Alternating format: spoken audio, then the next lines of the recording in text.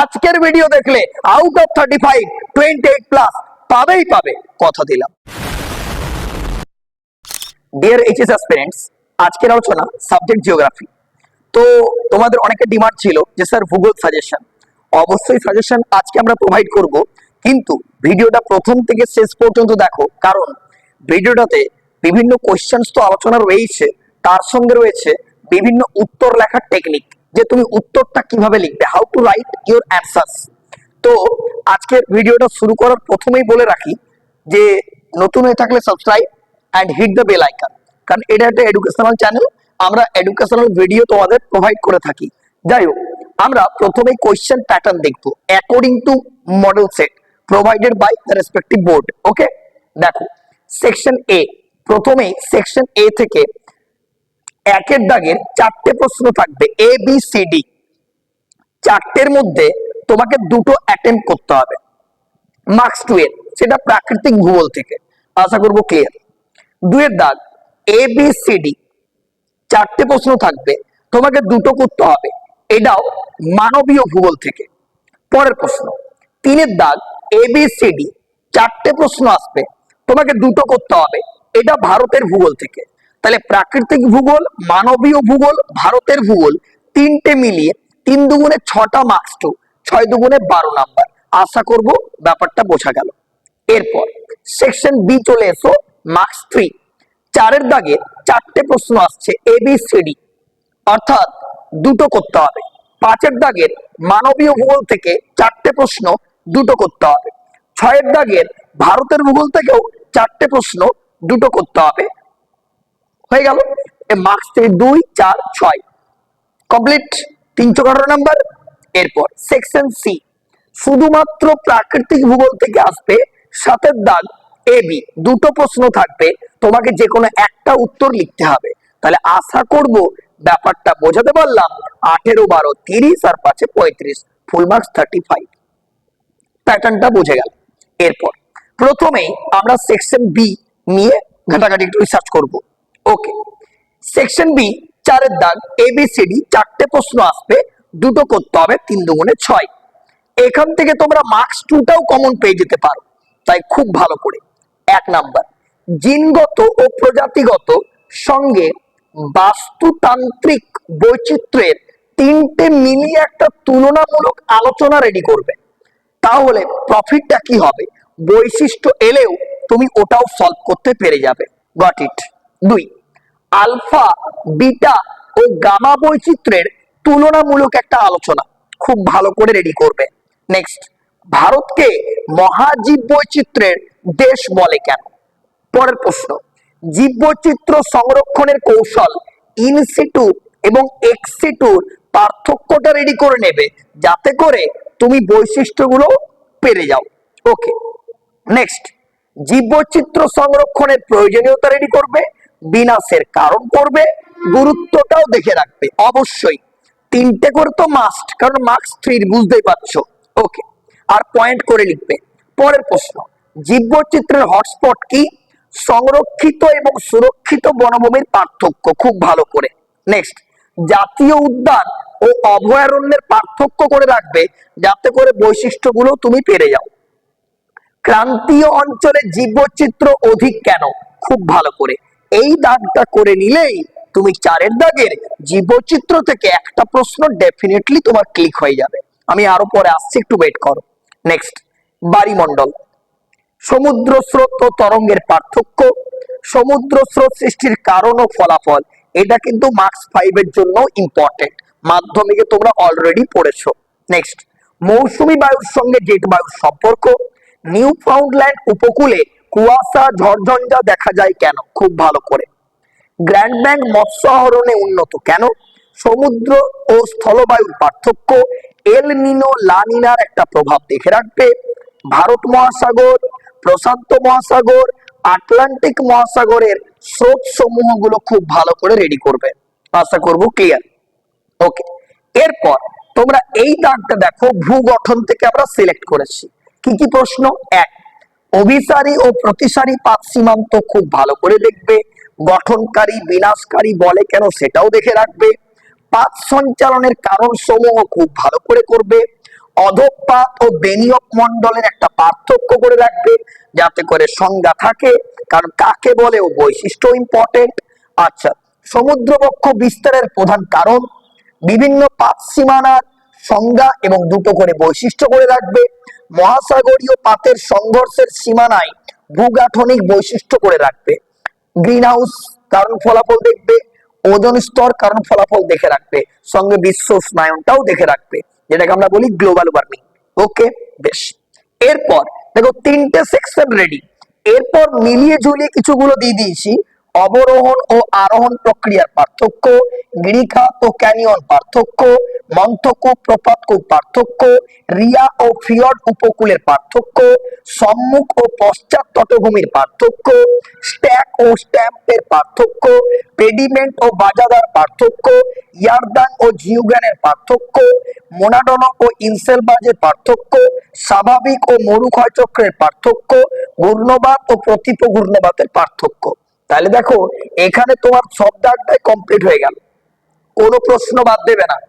কারণ একটা যে দুটো চ্যাপ্টার অলরেডি বাদ দেওয়া আছে, বায়ুমণ্ডল বাদ আছে, ক্ষয়চক্র বাদ দিয়েছি, তাই তো চারটে সিলেক্ট করে দিয়েছি। তাহলে একবার মিলিয়ে নাও, চারের দাগের ABCDর মধ্যে দুটো প্রশ্ন, একটা ডেফিনেটলি জীববৈচিত্র্য, ডেফিনেটলি বায়ুমণ্ডল, ডেফিনেটলি ভূগঠন এবং বহির্জাত প্রক্রিয়া থেকে এগুলো, এই দাগটা করে নিলে চারের দাগের ABCD দুটো প্রশ্ন 6-6 আমরা পাবোই পাবো। উই শাল ওভারকাম, আশা করব ক্লিয়ার। এরপর আমরা চলে আসবো সেকশন বি, পাঁচের দাগ। চারের দাগ রেডি করলাম, পাঁচের দাগে দাগে দাগে দাগে মিলবে। ওকে, মানবীয় ভূগোল থেকে একদম সোজা র্যালি নামিয়ে দিয়েছি। কি কি প্রশ্ন দিয়েছি গো? জনঘনত্ব মানুষ জমি অনুপাতের পার্থক্য তোমরা অলরেডি পড়েছো মাধ্যমিকে, বৈশিষ্ট্যটাও হয়ে যাবে পার্থক্য করলে। ওকে, এখানে যে পার্থক্য দিয়েছি প্রত্যেকটার সংজ্ঞা কিন্তু অতি অবশ্যই থাকবে, তাহলে মার্কস 2 কভার হয়ে যাবে। ওকে, 2 জনসংখ্যা বৃদ্ধির কারণ ও সমস্যা, 3 পরিব্রাজনের কারণ ও প্রভাব, 4 আচ্ছা ইমি ও এমিগ্রেশন পার্থক্য, 5 অসম জনবন্টনের কারণ, অবশ্যই সেটা প্রাকৃতিক কারণ। ওকে, আচ্ছা ম্যালথাসীয় তত্ত্ব খুব ভালো করে রিপিট করবে। আচ্ছা কাম্য জনসংখ্যার বৈশিষ্ট্য, বয়স লিঙ্গ অনুপাতের গুরুত্ব, জনাকীর্ণতা ও জনবিরলতার প্রভাব, জনসংখ্যা বৃদ্ধির গতি প্রকৃতি, জনবিবর্তন মডেলের পর্যায় সমূহ, জনস্বল্পতা ও জনাকীর্ণতার পার্থক্য করবে, যাতে করে বৈশিষ্ট্য রেডি হয়ে যায়। আচ্ছা থমসনের মডেলের গুরুত্ব, HDI অর্থাৎ হিউম্যান ডেভেলপমেন্ট ইন্ডেক্স ভালো করে, আর HPI হিউম্যান পভার্টি ইন্ডেক্স খুব ভালো করে পার্থক্য রেডি করবে। অমর্ত্য সেনের সক্ষমতার মতবাদটা করবে, আর কল্যাণমূলক দৃষ্টিভঙ্গির সীমাবদ্ধতা। এই র্যালিটা করলে, এই প্রশ্নগুলো করলে তোমরা পাঁচের দাগের ABCDর মধ্যে দুটো প্রশ্ন ডেফিনেটলি পাবে, একদম 6-6। 12 নাম্বার রেডি হয়ে গেল, ইয়েস অর নো। এরপর চলে আসবো আমরা সেকশন বি, 6এর দাগের ABCD, 4এর দাগের ABCD, 5এর দাগের ABCD, 6এর দাগের ABCD। ওকে, দেখো ভারত থেকে সিলেক্ট করেছি। অটোমোবাইল ভালো করে করবে, মোটর গাড়ি এবং উন্নতির কারণ, লো ইস্পাত শিল্পের উন্নতির কারণ, কার্পাস বহন শিল্পের উন্নতির কারণ, পেট্রোরসায়ন শিল্পের উন্নতির কারণ, নীল বিপ্লব ভালো করে দেখবে। আচ্ছা মৎস্য আহরণ খুব ভালো করে দেখবে। নেক্সট ভূমি ব্যবহার, এটা একটু বলি। ভূমি ব্যবহার তোমরা 4 থেকে 5টা পয়েন্ট করে রাখো। ওকে, ব্রাজিল দিতে পারে, কানাডা দিতে পারে, ঠিক আছে। এই সব তোমার ব্রাজিল করে গেছো, কানাডা দিয়ে দিচ্ছি, কি করবো, ঘাবড়ানোর দরকার নেই। 4 থেকে 5টা পয়েন্ট করবে, শুধু আয়তন ওইগুলো দেখে রাখবে, হয়ে যাবে। নেক্সট কাগজ শিল্পের উন্নতির কারণ, এবারে দিল কানাডা কাগজ শিল্পে উন্নত কেন করে গেছো, কারণ দিয়ে দিল ভারত উন্নত কারণ, একই কারণ। তাই একটু শর্টকাট ট্রিক কাজে লাগাবে, জিওগ্রাফি লিখতে পারবে। স্থিতিশীল উন্নয়ন খুব ভালো করে, সাস্টেইনেবল ডেভেলপমেন্ট। নেক্সট তথ্য ও যোগাযোগ প্রযুক্তি। আচ্ছা আর্সেনিক দূষণ ও ব্যবস্থাপনা, নতুন টপিক অ্যাড হয়েছে আমাদের জিওগ্রাফিতে। বেঙ্গালুরুকে ভারতের সিলিকন ভ্যালি খুব ভালো করে। Ganga action plan. আচ্ছা জমি অবনমনের কারণ ও ব্যবস্থাপনা, প্রত্যেকটি প্রশ্ন কিন্তু ইম্পর্টেন্ট, বারবার করে বলছি কোনো প্রশ্নকে ইগনোর করার চেষ্টা করবে না। বায়ু দূষণ ও জল দূষণ, আচ্ছা গ্রামীণ ও পৌর বসতির পার্থক্য করবে, আচ্ছা বিক্ষিপ্ত জনবসতি গড়ে ওঠার কারণ, গোষ্ঠীবদ্ধ জনবসতি গড়ে ওঠার কারণ, রৈখিক জনবসতি গড়ে ওঠার কারণ, নগরায়নের সমস্যা ও বৈশিষ্ট্য দুটোই দেখে রাখবে। এই দাগটা হয়ে গেল, 6 দাগের এবিসিডি রেডি। তাহলে একবার যদি আমরা ভালো করে রিভিউ করি, 4 দাগের এবিসিডি এই প্রশ্নগুলো পড়লে আমরা 6 পাবো। 5 দাগের এবিসিডি এই প্রশ্নগুলো করে নিলে আমরা 6 পাবো। 6 দাগের এবিসিডি এই প্রশ্নগুলো করে নিলে আমরা 6 পাবো। তাহলে 18 নাম্বার অলরেডি পেয়ে গেলাম। এই প্রশ্নগুলি করে নিলে আউট অফ 18 তুমি 18 পেয়ে যাবে, পেয়ে যাবেই যাবে। ওকে, বিশ্বাস রেখে পড়াশোনাটা শুরু করো। এরপর আসবো আমরা সেকশন সি, 7 দাগের দুটো প্রশ্ন আসবে মার্কস 5 এর, আমাদের একটা করতে হবে, সেটা প্রাকৃতিক ভূগোল থেকে আসবে। ঠিক আছে, তাহলে 7 দাগটা আমরা রেডি করে নিচ্ছি। শুধু সেকশন এ দাগটা এগুলো করলেই পেয়ে যাবে, কারণ মার্কস 2 তো ব্রাদার, ওগুলো থেকে সিলেক্টেড করে যেও না, প্রবলেম হতে পারে। বাট এগুলো করলে 2-3টে পেয়ে যাবে কমন, চাপ নিও না। 1, সমুদ্র তরঙ্গের ক্ষয়কার্যের ফলে সৃষ্ট ভূমিরূপ।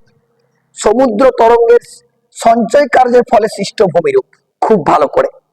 নেক্সট, নদীর ক্ষয় ও সঞ্চয় কার্যের ফলে সৃষ্ট ভূমিরূপ, বায়ুর ক্ষয় কার্যের ফলে সৃষ্ট ভূমিরূপ, বায়ু ও জলধারার মিলিত কার্যের ফলে সৃষ্ট ভূমিরূপ, নদীর পুনর্যৌবন লাভের ফলে সৃষ্ট ভূমিরূপ। প্রতিটিতে অবশ্যই চিত্র সহ করলে ভালো হয়। নেক্সট, ডেভিসের ক্ষয়চক্র ধারণাটি খুব ভালো করে করবে। কোপেনের জলবায়ুগত শ্রেণীবিভাগ, ইম্পর্টেন্ট প্রশ্ন। সমুদ্র স্রোত আমি তোমাকে এখানেই বললাম, এই যে সমুদ্র স্রোত সৃষ্টির কারণ ও ফলাফল, এটা মার্কস 5 এর জন্য ইম্পর্টেন্ট। পরে আচ্ছা, ক্রান্তীয় ও নাতিশীতোষ্ণ ঘূর্ণবাতের জীবন চক্র, দুটো একসঙ্গে আসবেন, ব্যাপারটা বোঝার চেষ্টা করো। হয়তো এলো ক্রান্তীয় ঘূর্ণবাতের জীবন চক্র, নতুবা দিয়ে দিল নাতিশীতোষ্ণ ঘূর্ণবাতের জীবন চক্র। আশা করব ক্লিয়ার। সৌরশিক্ষা ইউটিউব চ্যানেলকে সাপোর্ট করতে হবে, তোমাদের জন্য video. Hit the bell icon please please please. Okay, তো এই হলো আমাদের ফুল সাজেশন। তাই দেখো 18 আর এখানে হয়ে গেল কত গো, 23 মানে 5। তাহলে আজকের ভিডিওতে তোমাকে 23 নাম্বার পাওয়াচ্ছে না, বরং বেশি পাবে। আমরা তো 23 নাম্বার বলে দিলাম, ওকে, এখানে 12, বুঝতে পারছো তো? তাহলে 35 নাম্বার। ডেফিনেটলি তুমি 35 এর মধ্যে আজকের ভিডিও থেকে অবশ্যই 28 প্লাস তোমার র্যাঙ্ক হবে, মিলিয়ে দেখে নিও। আজকের ভিডিও দেখলে আউট অফ 35 28 প্লাস পাবেই পাবে, কথা দিলাম। ওকে, আজকের ভিডিও আশা করি ভালো লেগেছে, তোমাদের ডিমান্ডেবল ভিডিও, সবকিছু বুঝিয়ে দিলাম, পয়েন্ট করে লিখবে। আরেকটা কথা, যখন 3টে সেকশনের, তো আমি আগে বলবো সেকশন বি প্রথমে করবে।